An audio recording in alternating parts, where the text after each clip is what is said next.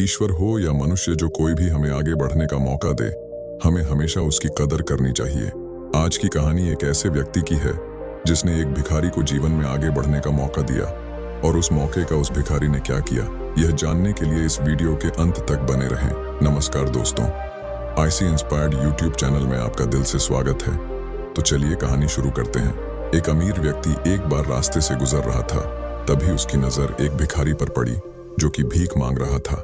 भिखारी दिखने में हट्टा कट्टा और जवान था, इसीलिए उस अमीर आदमी से रहा नहीं गया और वह भिखारी के पास जाकर बोला, तुम दिखने में इतने हट्टे कट्टे हो, जवान हो, तुम्हें भीख मांगते हुए शर्म नहीं आती? भिखारी बोला, हाँ शर्म आती है, लेकिन भूख मिटाने के लिए मेरे पास और कोई चारा भी तो नहीं है। व्यक्ति बोला, तुम कहीं काम धंधा क्यों नहीं शुरू करते? भिखारी बोला, साहब कोई मौका दे तब ना, मुझे कभी अवसर ही नहीं मिला कि मैं कुछ कर सकूं, इसीलिए भीख मांगना मेरी मजबूरी बन गई है।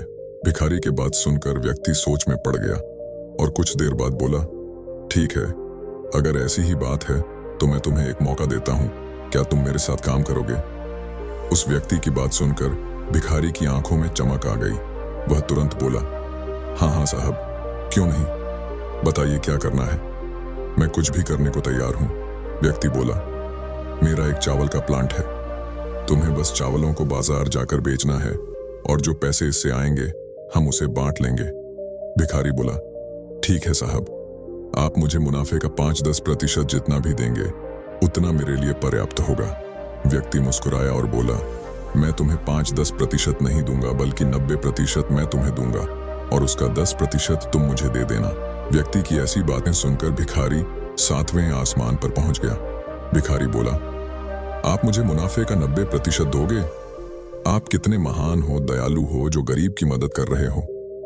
व्यक्ति उस भिखारी को अपने साथ ले गया और सारा काम समझा दिया। भिखारी ने अपना काम शुरू कर दिया। वह दिन रात मेहनत करता, गर्मी में बाजार में जा जाकर चावल बेचता। धीरे धीरे उसके भीतर आत्मविश्वास आने लगा था। जैसे जैसे एक महीना बीत रहा था, भिखारी को उस व्यक्ति को 10% देने का वक्त आ रहा था। उसके मन में विचार उठने लगे कि महीने भर मैंने जी तोड़ मेहनत करी, मैं अपनी मेहनत का 10% भी उसे क्यों दूं? एक महीने बाद जब वह अमीर आदमी भिखारी के पास मिलने पहुंचा और कहने लगा, कैसा चल रहा है तुम्हारा काम? भिखारी बोला, कुछ खास नहीं, ज्यादा मुनाफा नहीं हो पाया। व्यक्ति बोला, क्यों झूठ बोलते हो? इस काम में मैं काफी वक्त से हूं, मुझे पता है तुम्हें बहुत सारा मुनाफा हुआ है, तो तुम मुझे मेरा 10% देने में क्यों कतरा रहे हो? भिखारी बोला, सारी मेहनत तो मैंने की है, आपने क्या किया है? आपने मुझे बस एक अवसर ही तो दिया है। भिखारी के मुंह से ऐसे शब्द सुनकर उस व्यक्ति के दिल को बड़ी ठेस पहुंची। व्यक्ति कहने लगा, मैं तुम्हें अवसर न देता तो क्या तुम खुद से कुछ कर पाते? मुझे लगता है तुम्हें मेरे अवसर की कोई कदर नहीं है। तुम मुझे मेरा 10% मत दो, लेकिन तुम अब यहां पर काम नहीं कर सकते। ऐसा सुनते ही भिखारी डर गया और कहने लगा, नहीं साहब, मुझसे यह मौका मत छीनो, मैं वापस उस जिंदगी में नहीं लौटना चाहता जहां मुझे भीख मांगनी पड़े। व्यक्ति बोला, तुम्हें तो मेरे दिए गए मौके की कदर तक नहीं है, तो मैं क्यों तुम्हारी मेहनत की कदर करूं, क्यों तुम्हारे जीवन के बारे में सोचूं? उसकी बात सुनते ही भिखारी का सर शर्म से झुक गया, उसकी आंखों में आंसू आ गए। वह हाथ जोड़कर बोला, माफ कर दीजिए साहब, क्या करूं, अभी सब कुछ नया नया है, मैं कुछ समझ नहीं पा रहा था, इसीलिए आपसे ऐसा बोल दिया।